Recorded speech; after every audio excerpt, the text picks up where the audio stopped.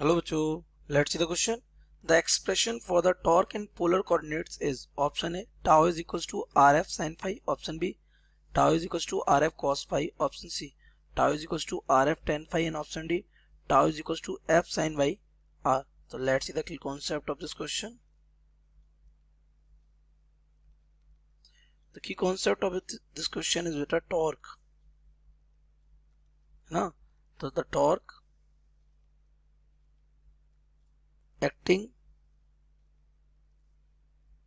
on a body is given by, तो ये हमारा टाउ वेक्टर यहाँ से हो जाता है R vector cross F vector. ये आपको पता ही हमारा टॉर्क होता है, और ये टॉर्क होता है क्या, एंगुलर फोर्स है ना, यानी कि वो फोर्स जो रोटेशन कराने में क्या करे, हेल्प करे, ऐसे कपल ऑफ फोर्सेस भी बोलते हैं। तो this is what R cross F. Point is this, ये किसमें लिखा हुआ है, वेक्टर में। आपको इसको किसमें लिखना है, पोलर कोऑर्डिनेट्स में लिखना है। तो पोलर कोऑर्डिनेट्स होते क्या है ये देख लेते हैं। So polar coordinates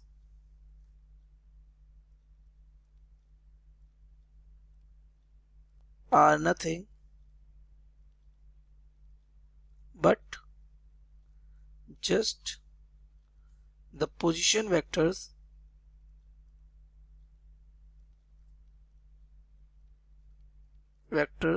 that are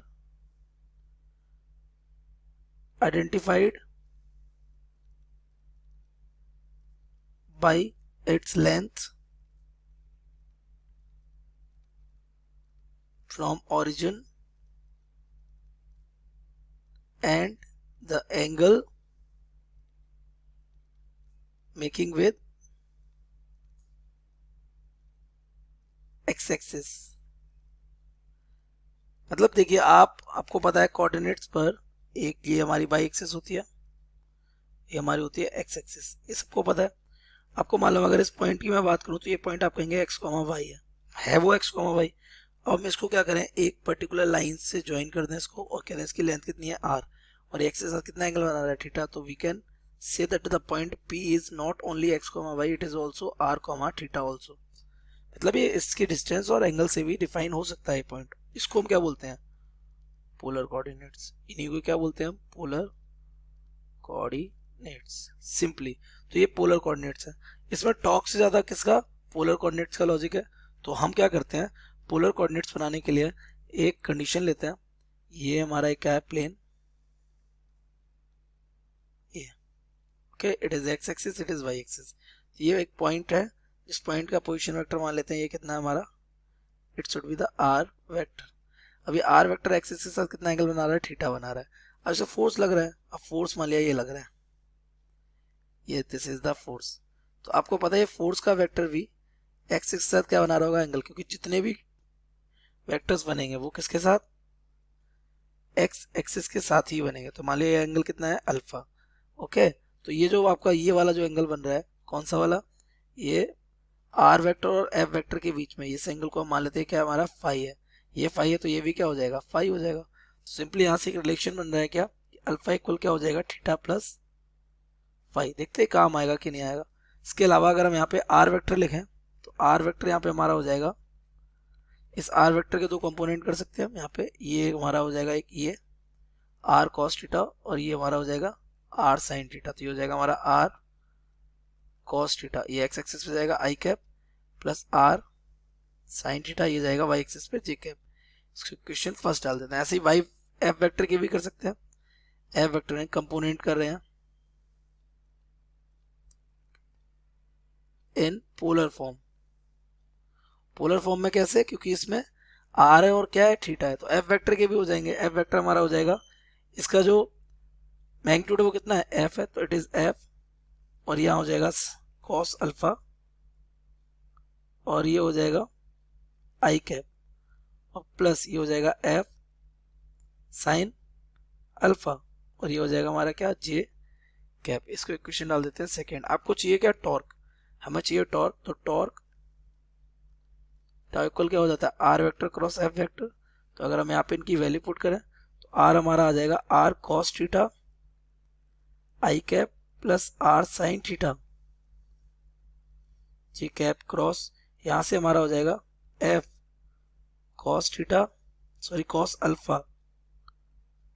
alpha I cap, और ये प्लस का F sine alpha J cap. अब आपको पता है आई डॉट आई ये हो जाएगा 0, बट आई क्रॉस जे ये हमारा हो जाएगा के कैप। तो इसी को हम लिख सकते हैं नॉर्मल वेक्टर, मतलब क्योंकि ये आई एक्स एक्सिस वाई एक्सिस पे कैसा होगा, नॉर्मल होगा।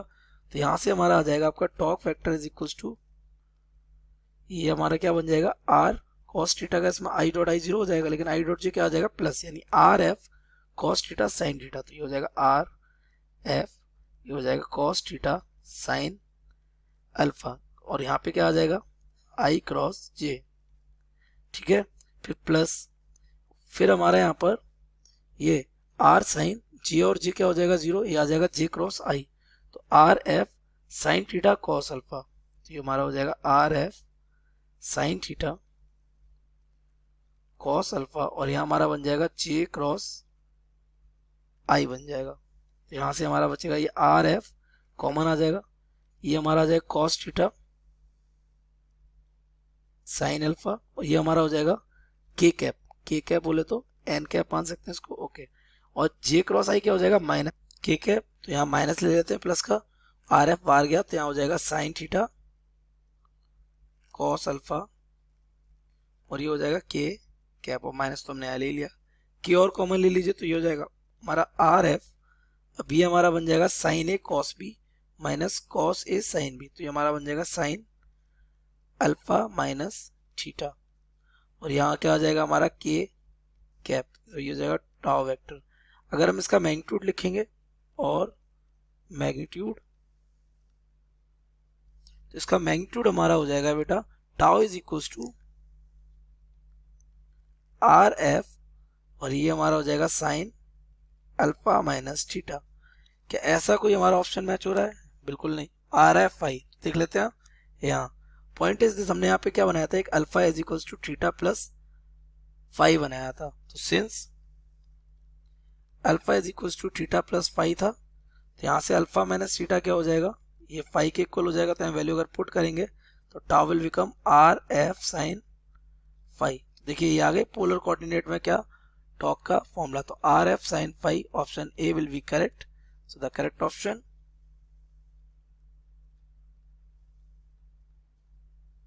A. I hope you have understood it well. Best of luck.